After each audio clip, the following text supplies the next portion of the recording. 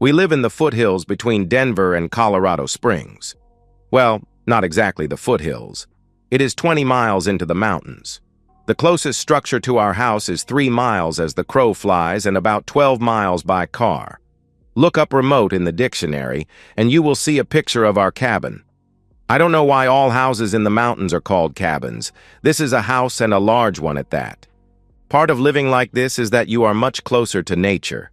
We walk the trails and collect edible mushrooms, nuts, and berries during our strolls. We would be myself, Landon, and Cheryl, my wife of 12 years. I'm proud to be that geeky amateur mushroom forager.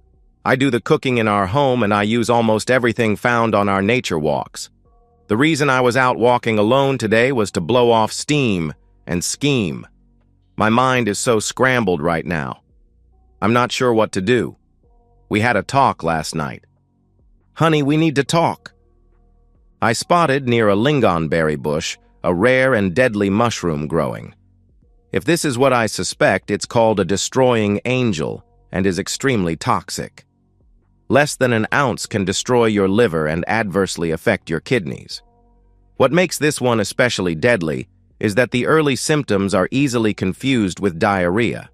Left untreated for even 2 days, you won't recover and die a very painful death. Unfortunately, people just don't associate diarrhea with mushroom poisoning, and by the time they seek treatment, it's too late. The destroying angel mushroom is pure white and has a smooth stem and cap. It has a ring-like membrane near the top of the stem and is slightly bulbous at the bottom of the stem. I spotted 3 of them, and each was a textbook example. I hurried home, found some latex gloves, and returned to harvest the deadly little beasts. I put them in a small cooler. When we were going steady, Cheryl harped on fidelity and how her father had trashed her upbringing. Her mother had divorced him and poisoned her children's minds against their father. My uncle had divorced his wife, and that's about as close as I could come to relating to what Cheryl had gone through. Regardless, the thought of ever sharing Cheryl, intentionally or otherwise, was disgusting to me. We both made it known that infidelity was a game killer. While we were doing the dating thing, we agreed that our sexual past was just that, in the past. Cheryl was too gifted in the art of pleasuring me to be a virgin. Although I wasn't a virgin, I had completely neglected learning how to please a woman. I've gotten much better, or at least Cheryl has me believing that. Cheryl is beautiful and shapely. Fresh out of high school, she landed a television commercial, but that's where her acting career ended. She is now a project manager at an information systems and computer skills training company. She is quite active in the women in government movement. I am just a corporate accountant. Boring, but it pays well enough.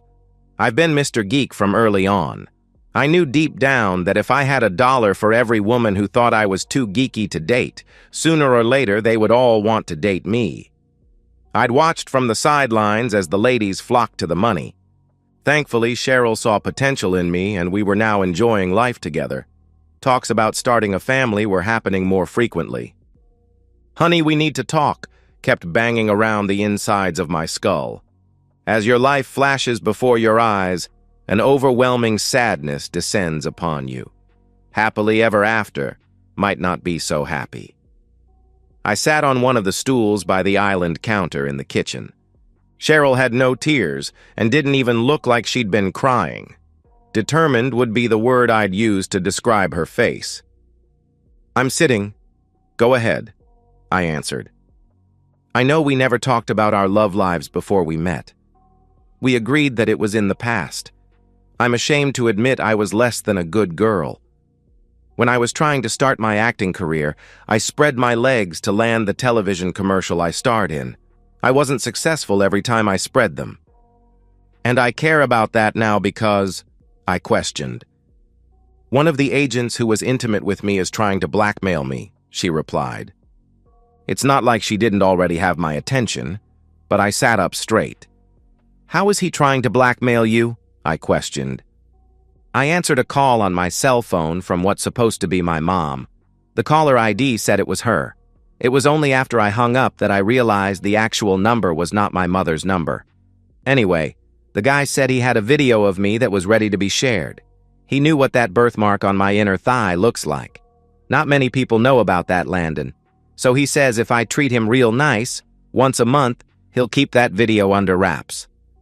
I dreaded what was coming. What have you done since he contacted you? I questioned. I told him to call me back tomorrow. I just got off the phone with him. What have I done? I'm doing it now. I'm telling you. My heart was pounding in my chest. Inside, I was chanting, yes, yes, yes. Come here, I replied. We kissed and hugged. Did you know it was being recorded? I asked. Never had a clue. I don't know which agent this might be. Should I contact the police? She questioned. Hold off on doing that. I suspect that video could surface if things don't go according to his plan. Is there something in that video that I wouldn't approve of? Cheryl hung her head, and the tears started flowing. Inside, my chant had changed to damn, damn, damn. One of the agents had my back. I've never let you do that. I hated it. It hurt. A lot. I don't know if it was this guy. Everything else was just regular love stuff. Sometimes there were two guys. If you want, you can have my back too. Cheryl, under a different set of circumstances, maybe we can explore that option. Right now isn't the right time. We need a plan, I replied angrily. I drank shots until I was too drunk to continue scheming. The only thing we agreed on was that when he called tomorrow, she would tell them that I wanted to watch when they got together. That was the farthest thing from the truth, but we agreed that would give us more time to put an end to this threat. I took the day off and went out to do my nature walk. I returned with my small cooler filled with the deadly angels. Cheryl was back from work. He called again today. Did he agree to me watching? I questioned. Big time. He said if my wimp of a husband wanted to learn how to love me, he'd be more than happy to comply. That jerk is a dead man. Who, how, when, and where are still to be determined. Cheryl and I spent the evening narrowing our choices for a private investigator. After we meet this blackmailer, we want to know all about him and where he lives. I don't think that you're the only one he's pulled this stuff on. He's probably got a room in his house where he keeps the recordings.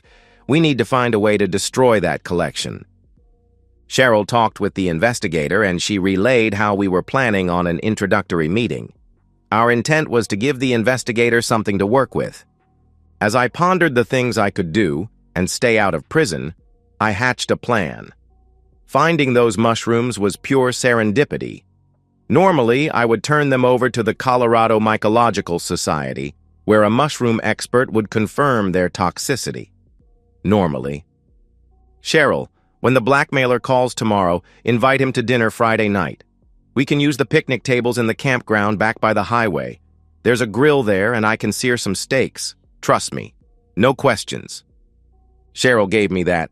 What kind of no good are you up to? Look, trust me. Just do it. Cheryl said it took some convincing, but the blackmailer agreed to meet us. He indicated he'd be accompanied by a bodyguard. That didn't bother me. It was a long week waiting for Friday night to roll around. The private investigator was going to have a drone record of the vehicles headed towards the campground. Once our blackmailer was isolated, he would follow them after they left. Cheryl and I were waiting by the grill when a pickup truck pulled up. I had started the charcoals when we arrived and they were turning bright red. Some beefy, carbon-based life form got out of the driver's side and stood by the truck. He pulled his jacket back to expose a holstered gun. Out of the passenger side, a run-of-the-mill-looking guy emerged. His hair was slick and drawn into a ponytail that reached just below his collar. A goatee, earring in one ear, bulky watch, and gold chains completed his smarmy look. Cheryl whispered, "That's Orlando." "Nice to see you again, Cheryl," was met with cold stares from both of us. "Have a seat. Can I get you a beer? How would you like your steak?" she asked. "Beer sounds good. Make mine medium rare." "What are you up to nowadays, Cheryl?" He smirked. "Nothing of interest to you," as she set the can in front of Orlando. I had chosen this picnic table because of the little white mushrooms growing nearby. "Would you like some mushrooms on your steak and salad? I see some right by your foot. Pull them out of the ground and hand them to me." Orlando and Cheryl both shot me this WTF look, but Orlando reached down and came up with 5 of them. I bit the head off of one of them. "Damn, these are good!" I made a big deal of chewing and swallowing the mushroom as I pulled the salad fixings and steaks out of the coolers. I put my latex gloves on and diced 2 of the deadly angels. I put the 3rd one back in the sack along with most of those that Orlando had harvested. Cooking doesn't lessen the toxicity of the mushrooms. I grilled some angel pieces for his steak. I mixed the rest in the salad and headed for Orlando. I measured, and Orlando was getting 4 ounces of mushrooms. I added heaping portions of salad dressing and steak sauce, adding a few crescent rolls, and dinner was served. I whispered to Cheryl, "Don't eat anything off of his plate."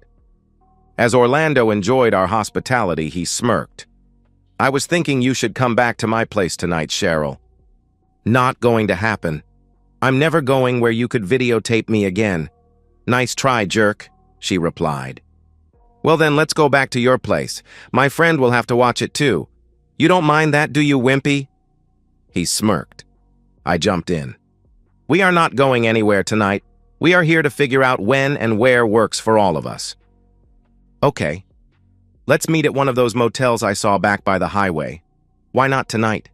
he questioned. Cheryl shot back, "Because I said so." I added, "I still need time to get accustomed to the idea of this. Let's meet there next Friday. I'll get a room." Cheryl shot me an "I'm going to kill you" look. Orlando was using his bread to soak up the remaining steak juices. Damn, those mushrooms were good. He looked around and saw another cluster of mushrooms by the adjoining picnic bench. On his way back to his truck, he picked them up. "Until next Friday. If you back out, you won't like the consequences, Cheryl. See ya, Wimpy." After the truck pulled onto the frontage road, Cheryl exploded. "What the hell is that all about? No way in hell am I going to meet him Friday night." "He won't be there," I replied, smiling. "The hell he won't." "What makes you think he won't be there?" she questioned. "I believe you agreed to trust me, no questions." "I don't want to know, do I?" she asked. I simply smiled at her. Orlando was half excited just thinking about Cheryl. She was a lot more beautiful now that she had filled out a little. That scrawny little teenager on his video couldn't hold a candle to this babe. He finished another beer in the bar before heading back to his truck with his $50 date. After he filled her mouth, he headed home. After farting a few times, he thought, something I ate must not be agreeing with me. In the morning, Orlando fixed himself a pot of coffee and gnawed on the 2-day-old donuts. He spent all morning watching his adult video collection and trying to use social media to track down where some of these dumb women disappeared. It was noon when the first bout of diarrhea hit. Then it was 3 p.m., and by 5 p.m. he was completely drained. The stomach cramps were bad, but the scotch was overcoming all of his senses. On Sunday morning, his room stank. When he went to relieve himself, he realized he had pooped his pants. His head hurt, his stomach was still unsettled, and his back was burning. He rinsed himself in the shower. Orlando ordered pizza for lunch, but an hour after eating it, his stomach cramped so badly that he thought about going to the emergency room. The screwdrivers he was soaking up put him out of his misery until about 10 p.m.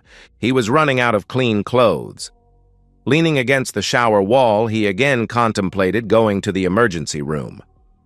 Monday morning saw Orlando in a fetal position on the floor outside his bedroom bathroom. He was too weak to get to his feet. When he tried to use his cell phone, it slid from his hands and skidded under his bed. He wasn't able to reach it.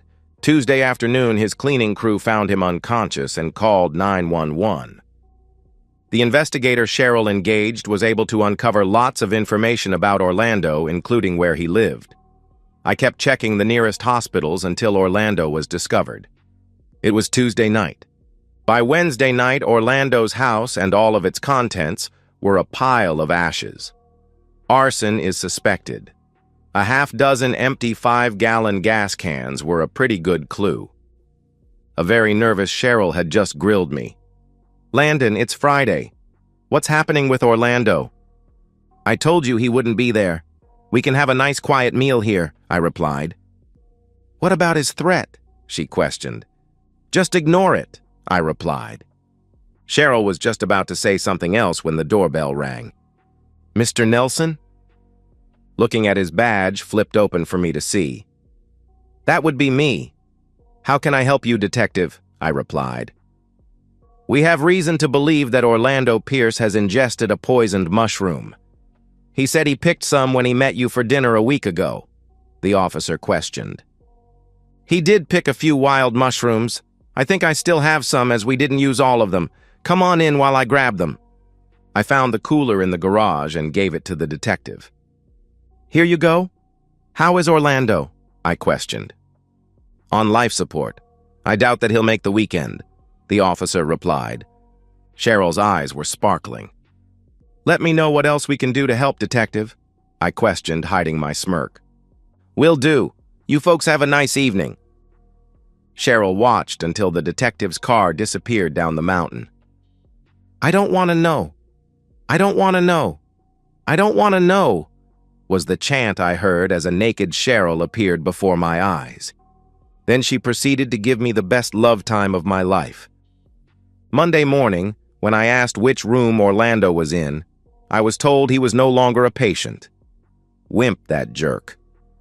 We heard back from the detective and the Colorado Mycological Society. Can you believe it, Cheryl?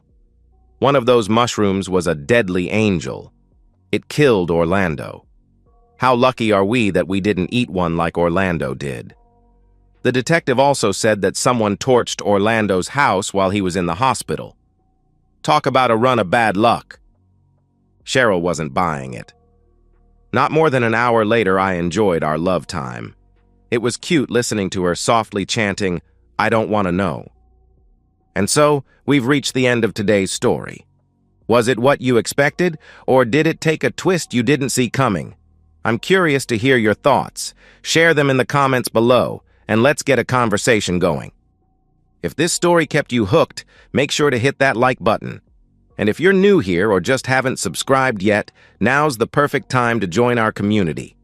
I bring you fresh, captivating stories every day, so click that subscribe button and turn on notifications so you never miss out. Thanks for watching, and I'll see you in the next one.